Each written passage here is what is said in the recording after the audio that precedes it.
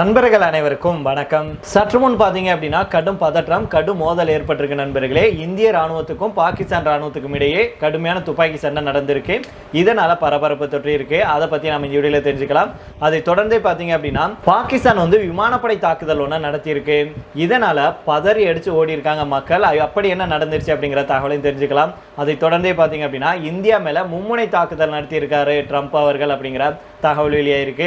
அது என்ன, எந்த வகையில் மும்முனை தாக்குதலை இந்தியா மேலே தொடுத்திருக்கிறார் ட்ரம்ப் அவர்கள் அப்படிங்கிறத நாம் இந்த வீடியோவில் தெரிஞ்சுக்கலாம். அதே போல் பார்த்தீங்கன்னா என்னதான் இந்தியாவுக்கும் சீனாவுக்கும் இடையே இப்போ நல்ல உறவு இருந்தாலும், இந்தியா சீனா கூட இணக்கமாக போனாலும், அருணாச்சல பிரதேசத்தில் இந்தியா ஒரு முக்கியமான வேலையை செஞ்சுருக்காங்க.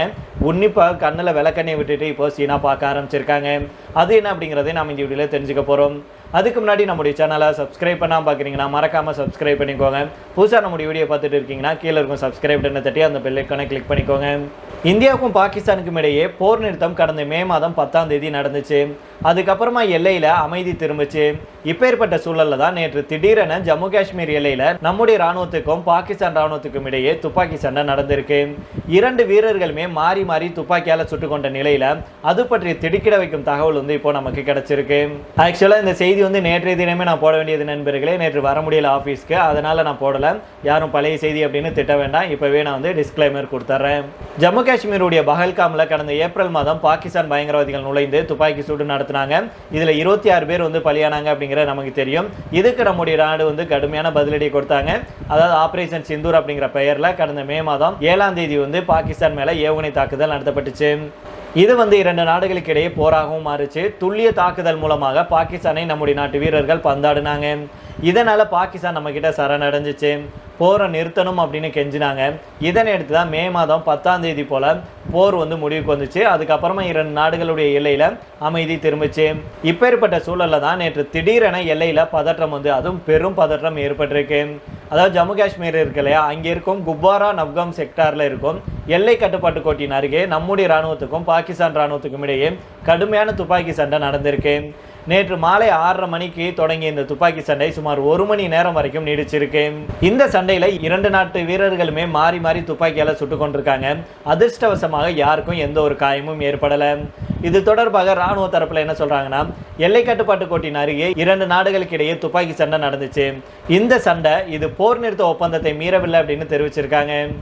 முன்னதாக கடந்த மே மாதம் 7ஆம் தேதி முதல் மே 10ஆம் தேதி வரை 4 நாட்கள் போர் நடந்துச்சு. அப்போது நம் நாடு பாகிஸ்தான் மீது ஏவுகணை தாக்குதல் நடத்தினாங்க. பாகிஸ்தான் மற்றும் பாகிஸ்தான் ஆக்கிரமிப்பு காஷ்மீரில் இருக்கும் பயங்கரவாத முகாம்கள் குறிவைத்து அளிக்கப்பட்டுச்சு. பாகிஸ்தானுடைய விமானப்படை தளம், இராணுவ தளம் அளிக்கப்பட்டுச்சு. பாகிஸ்தான் நம்மை தாக்க முயற்சி செஞ்சாங்க. ஆனால் அந்த முயற்சிகள் எல்லாமே முறியடிக்கப்பட்டுச்சு. அதே போல் நம் நாட்டுடைய அதிரடி தாக்குதல்னால பயங்கரவாதிகள் தற்போது ஆப்கானிஸ்தானுடைய எல்லைக்கு இடம்பெயர்ந்திருக்காங்க. அதே வேளையில் சில இடங்களில் பாகிஸ்தான் மீண்டும் புனரமைக்கும் பணியில் ஈடுபட்டு வருவதாக தகவல்கள் வெளியாயிருக்கு. இதற்கிடையில் தான் இந்திய பாகிஸ்தான் எல்லையில் மீண்டும் துப்பாக்கி சூடு சம்பவம் நடந்திருப்பது எல்லையில் கடும் பதற்றத்தை ஏற்படுத்தியிருக்கு. அதே போல் பாகிஸ்தானில் பார்த்தீங்கன்னா விமானப்படை தாக்குதல் நடத்தி ஒரு மிகப்பெரிய பூகம்பத்தை, மிகப்பெரிய ஒரு அதிர்ச்சியை ஏற்படுத்தியிருக்காங்க. அதாவது பாகிஸ்தானுடைய விமானப்படை இருக்காங்களே, இன்னைக்கு அதிகாலையில் இந்த தாக்குதலை நடத்தியதாக சொல்லப்படும் வான்வெளி தாக்குதலில் பெண்கள், குழந்தைகள் அப்படின்னு கிட்டத்தட்ட 30க்கும் மேற்பட்டோர் கொல்லப்பட்டிருக்காங்க. இந்த சம்பவம் கைபர் பக்துன்வா மாகாணத்தில் நடந்திருக்கு. போர் விமானங்கள் 8 LS-6 குண்டுகளை வீசியதுனால இந்த உயிரிழப்பு ஏற்பட்டிருக்கு. கொல்லப்பட்டவர்கள் அனைவரும் அப்பாவி பொதுமக்கள் அப்படின்னு சொல்றாங்க. மேலும் பலர் காயமடைஞ்சிருக்காங்க. அவங்களுடைய நிலைமை தெளிவாக தெரியல அப்படின்னு சொல்றாங்க.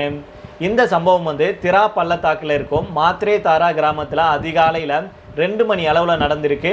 தெக்ரி தலிபான் பயங்கரவாதிகளை குறிவச்சு தாக்குதல் நடத்தப்பட்டதில் பொதுமக்கள் உயிரிழந்துள்ளதாக சொல்லப்படுது. சம்பவ இடத்திலிருந்து உள்ளூர் பத்திரிகையாளர்கள் மற்றும் சமூக ஊடக பயனர்கள் பகிர்ந்த வீடியோவில் குழந்தைகள் உட்பட பல உடல்கள் சிதறி கிடந்திருக்கு. மீட்பு குழுவினர் மேலும் பாதிக்கப்பட்டவர்களை தேடிட்டு வர்றாங்க.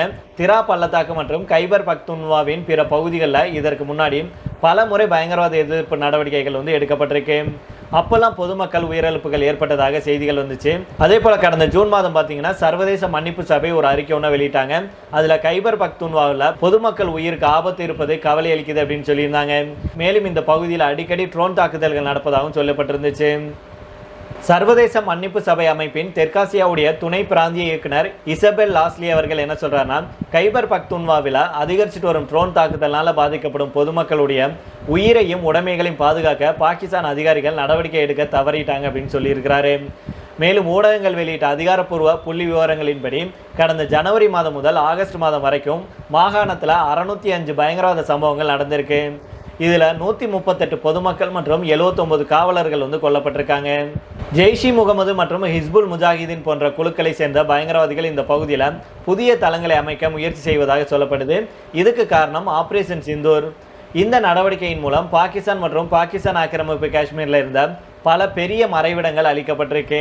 திங்கட்கிழமை நடந்த தாக்குதல்கள் அல்லது உயிரிழப்புகள் குறித்த தகவல்களை உடனடியாக உறுதிப்படுத்த முடியவில்லை அப்படின்னு பாகிஸ்தான் தரப்புல சொல்லியிருக்காங்க. இதே போல இந்தியா மேல மும்முனை தாக்குதல் நடத்துறாரு டொனால்ட் ட்ரம்ப் அவர்கள். எல்லா பக்கமும் பிரஷர் போடுறாரு அப்படிங்கிற மாதிரி தான் கேள்வியில் ஆரம்பிச்சிருக்கு. அமெரிக்க அதிபர் டொனால்ட் ட்ரம்ப் இந்தியா மேல மும்முனை தாக்குதலை தொடுத்திருக்கிறாரு. முதல்ல ஈரானுடைய சாபகார் துறைமுகத்துக்கான தடையை நீக்கும் முடிவை ரத்து செஞ்சாரு. சில வாரங்களுக்கு அப்புறம் இந்தியாவிலிருந்து அமெரிக்காவுக்கு ஏற்றுமதியாகும் பொருட்களுக்கு 50% வரியை விதிச்சாரு. தற்போது H1B விசா திட்டத்தை கிட்டத்தட்ட முடக்கிவிட்டது. இது இந்தியாவுடைய பொருளாதார மற்றும் ராஜதந்திர உறவுகளுக்கு பெரும் பின்னடைவாகவே கருதப்படுது. அமெரிக்காவுக்கும் இந்தியாவுக்கும் இடையிலான உறவுகளில் ஏற்பட்டிருக்கும் இந்த விரிசல் பாகிஸ்தானுக்கு சாதகமாக மாறியிருக்கு. சவுதி அரேபியா கூட பாகிஸ்தான் மேற்கொண்டிருக்கும் ஒப்பந்தம் இந்தியாவுக்கு பெரிய சிக்கலாக மாறும் அப்படின்னு எதிர்பார்க்கப்படுது. இதனை அடுத்து தான் இந்த நிகழ்வை உன்னிப்பாக கண்காணிச்சுட்டு வருவதாகவும் இந்தியாவுடைய தேசிய நலன்களை பாதுகாக்கவும் அனைத்து துறைகளையும் விரிவான தேசிய பாதுகாப்பை உறுதிப்படுத்தவும் தேவையான அனைத்து நடவடிக்கைகளையும் எடுக்கும் அப்படின்னு மத்திய அரசு தெரிவிச்சிருந்தாங்க. ஏற்கனவே அமெரிக்கா பாகிஸ்தானுடைய பயங்கரவாத எதிர்ப்பு நடவடிக்கைகளை பாராட்டியிருக்கு. பிராந்திய மற்றும் உலக அமைதிக்கு அச்சுறுத்தலாக இருக்கும் பயங்கரவாத அமைப்புகளை கட்டுப்படுத்துவதில் பாகிஸ்தான் தொடர்ந்து வெற்றி பெற்று வருவதாக அமெரிக்கா சொல்லியிருந்தாங்க. இஸ்லாமாபாத்தில் நடைபெற்ற அமெரிக்கா பாகிஸ்தான் பயங்கரவாத எதிர்ப்பு பேச்சுவார்த்தைக்கு அப்புறம் 2 நாடுகளும் இணைந்து வெளியிட்ட அறிக்கையில் இந்த தகவல் தெரிவிக்கப்பட்டிருந்தது. பயங்கரவாதத்தை எதிர்த்து போராடுவதற்கான தங்களுடைய உறுதிப்பாட்டை இருதரப்பும் மீண்டும் வலியுறுத்தியிருக்காங்க. பாகிஸ்தானுடன் அமெரிக்கா நெருக்கமான நிலையில் தற்போது சவுதி அரேபியாவும் பாகிஸ்தான் கூட டீலிங் போட்டிருக்கு. சவுதி அரேபியாவும் பாகிஸ்தானும் ரியாத்தில் ஒரு முக்கிய பாதுகாப்பு ஒப்பந்தத்தில் கையெழுத்திட்டாங்க. இந்த ஒப்பந்தத்தின்படி 2 நாடுகளில் ஏதாச்சும் ஒன்று தாக்கப்படும் பட்சத்தில் அது மற்ற நாட்டின் மீதான தாக்குதலாக கருதப்படும் அப்படின்னு சொல்லியிருந்தாங்க. இந்த ஒப்பந்தம் குறித்து அமெரிக்காவுக்கு எந்த தகவலும் தெரிவிக்கப்படலை அப்படின்னாலுமே அமெரிக்கா இது குறித்து எந்த கருத்தும் தெரிவிக்கலை. இது இந்தியாவுடைய பாதுகாப்பு குறித்த அமெரிக்காவுடைய அலட்சிய போக்கை காட்டுவதாக அரசியல் வல்லுநர்கள் சொல்றாங்க. H1B விசா திட்டம், வரி விதிப்பு, ஈரானுடைய சாபகார் துறைமுகத்துக்கான தடையை நீக்கும் முடிவை ரத்து அப்படின்னு ட்ரம்ப் அவர்கள் மும்முனை தாக்குதல் நடத்திட்டு வர்றாரு. H1B விசா திட்டம் தொடர்பாக ட்ரம்ப் அவர்கள் நேரடியாக இந்தியாவை குறிப்பிடலை அப்படின்னாலுமே இந்த 3 நடவடிக்கைகளும் இந்திய அமெரிக்க உறவுகளுடைய அடிப்படையே ஒழுக்கி இருக்கு. கடந்த வாரம் 2 நாட்டு தலைவர்களுக்கிடையே நல்ல உறவு ஏற்படும் வகையில் சில போஸ்டுகள் பரிமாறப்பட்ட நிலையில் தற்போது ஏற்பட்டிருக்கும் இந்த திருப்பம் நிபுணர்களை வியப்பில் ஆழ்த்தியிருக்கு. ட்ரம்ப் நிர்வாகத்துடைய இந்த அணுகுமுறை 2 நாடுகளுக்கு இடையிலான உறவை மீட்டெடுக்கும் முயற்சிகளை கேள்விக்குள்ளாக்கியிருக்கு. இந்தியா அமெரிக்காவுக்கு மேலும் ஒரு மோசமான செய்தி அப்படின்னு இதை தேசிய பாதுகாப்பு மற்றும் இந்தோ பசிபிக் ஆய்வாளர் டெரக் ராஸ்மேன் அவர்கள் சொல்லியிருக்கிறாரு. இந்த உறவு சீரடைய வாய்ப்பு குறைவு அப்படின்னு அவர் சொல்லியிருக்கிறாரு.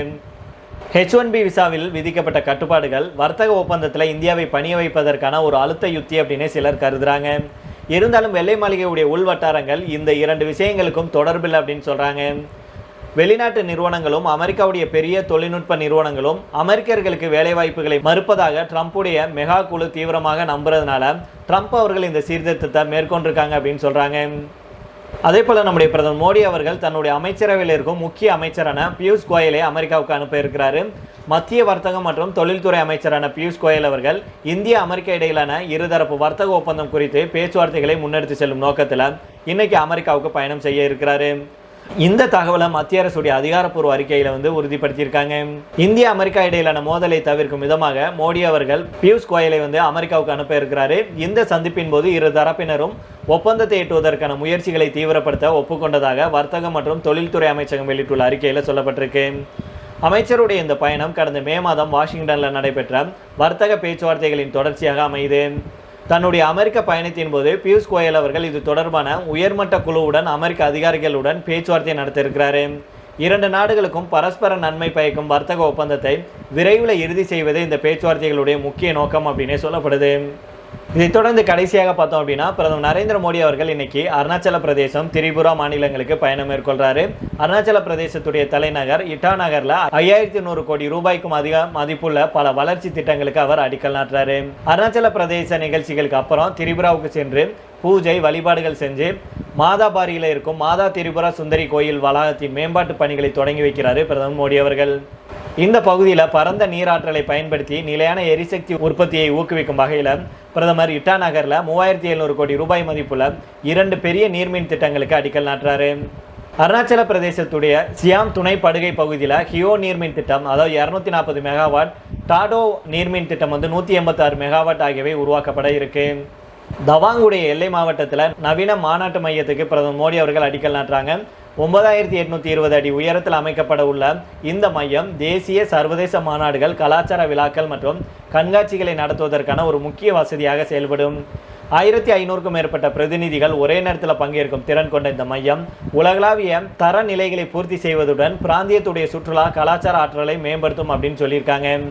போக்குவரத்து இணைப்பு, சுகாதாரம், தீ தடுப்பு, பாதுகாப்பு, பணிபுரியும் பெண்களுக்கான விடுதிகள் உள்ளிட்ட பல்வேறு துறைகளை உள்ளடக்கிய 1290 கோடிக்கும் அதிக மதிப்புள்ள பல முக்கிய உள்கட்டமைப்பு திட்டங்களை பிரதமர் மோடி அவர்கள் தொடங்கி வைப்பார். இந்த முயற்சிகள் இப்பிராந்தியத்தில் பொருளாதார நடவடிக்கைகளை ஊக்குவித்து வாழ்க்கை தரத்தை மேம்படுத்தி போக்குவரத்து இணைப்பை அதிகரிக்கும் அப்படின்னு எதிர்பார்க்கப்படுது. இந்த நிலையில தான் அருணாச்சல பிரதேசத்தில் பிரதமர் மோடி அவர்கள் தொடங்கி வைக்கும் மெகா திட்டத்தை சீனா உன்னிப்பாக கண்காணிச்சுட்டு வர்றாங்க அப்படின்னு சொல்லப்படுது. சரி நண்பர்கள், இதோட நாம் இந்த வீடியோ முடித்துக் கொள்ளலாம். இதே பற்றி உங்களுடைய கருத்துக்களையும் கீழே உள்ள கமெண்ட் பாக்ஸில் சொல்லுங்கள். மீண்டும் நாளை வேற ஒரு செய்திகளுடன் உங்களை சந்திக்கிறேன். நன்றி, வணக்கம்.